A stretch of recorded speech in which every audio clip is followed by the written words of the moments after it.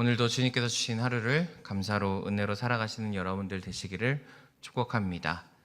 오늘 본문 말씀을 가지고 나의 목자는 이란 제목으로 말씀을 나누도록 하겠습니다.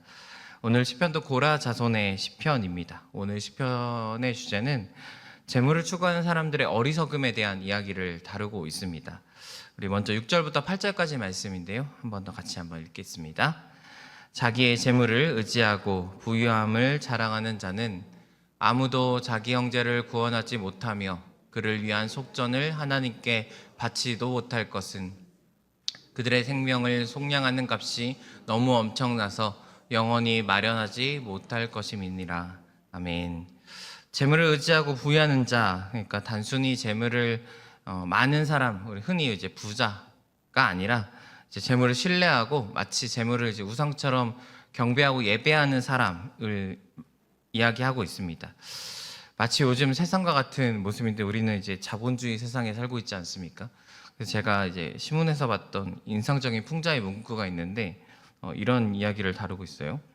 청춘은 돈으로 살 수 없지만 청년은 돈으로 살 수 있다라고. 요즘엔 청춘도 돈으로 사는 것 같은데 더 젊어지고 막.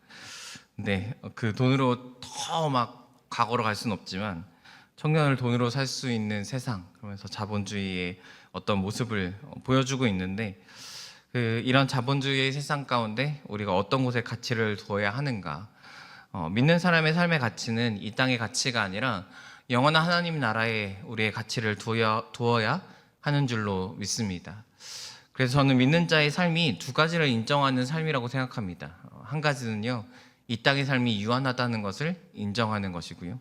또 한 가지는 유일한 삶이 끝나고 나서 영원한 삶이 있다는 것을 인정하는 삶이 믿는 자의 삶이 아닐까 싶습니다. 이 땅의 유한한 것을 인정하지 못하면 이 땅에서 열심히 살려고 영원히 살 것처럼 재물을 모으게 되고요.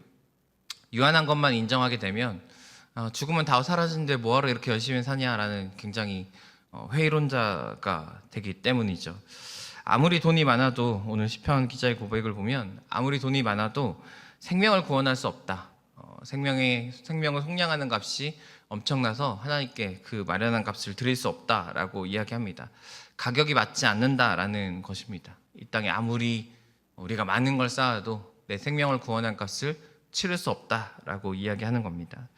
생명을 얻는 방법은 그 값어치를 이제 내야 하는데 우리는 성경의 말씀대로 본다면 생명을 얻기 위해서는 생명의 값을 줘야 하고 예수님께서 우리를 살리시기 위해서 예수님의 생명값으로 우리를 살려주신 줄로 믿습니다.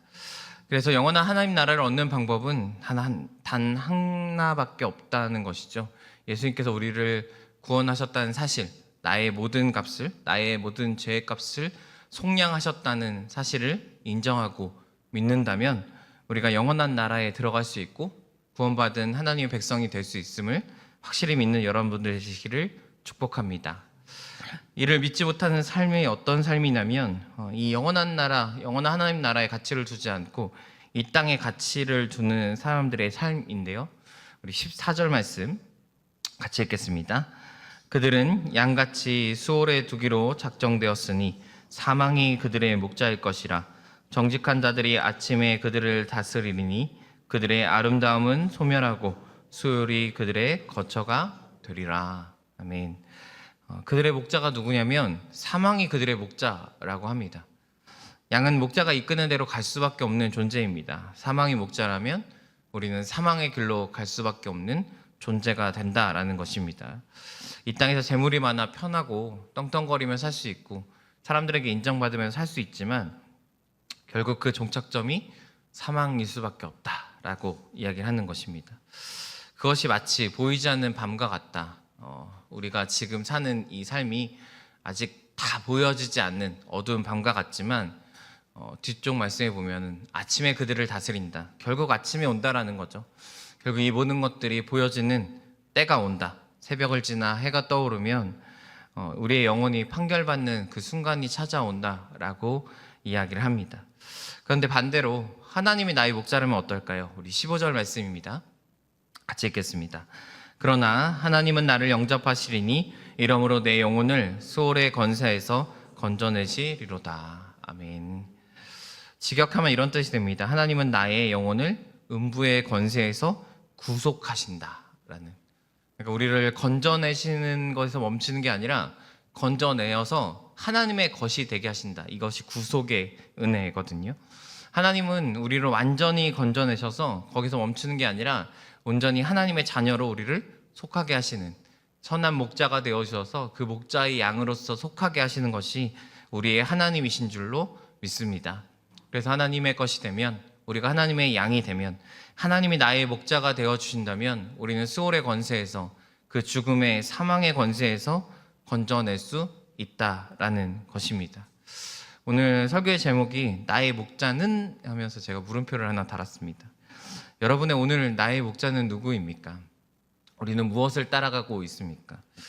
돈입니까? 명예입니까? 사람입니까? 이 땅에 어떤 것이 우리가 따라가고 있는 그 무엇입니까?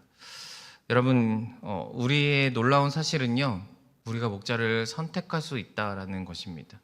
물론 하나님은 우리의 목자가 되어주시기 위해서 이 땅에 오셨지만 그 목자의 힘을 인정하는 것도 우리의 믿음의 몫이고요, 그걸 인정하지 않고 다른 걸 따라가는 것도 사실은 우리의 선택이라는 것이죠. 오늘도 우리가 기꺼이 선택하고 받아들여야 할 것은 하나님의 우리에게 목자가 되어주신다라는 사실입니다.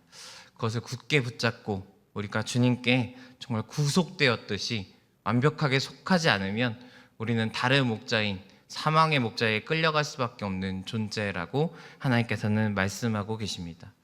오늘도 예배로 예하루를 시작하는 여러분의 삶이 하나님이 목자 되어주셔서 우리가 사망의 길이 아니라 생명의 길로 갈 수 있는 여러분의 삶이 되어지기를 축복합니다. 오늘도 기꺼이 주님을 선택하시고 기꺼이 우리의 목자의 음성만을 듣고 그 목자를 따라가시는 귀한 하루 되시기를 축복합니다. 기도하겠습니다.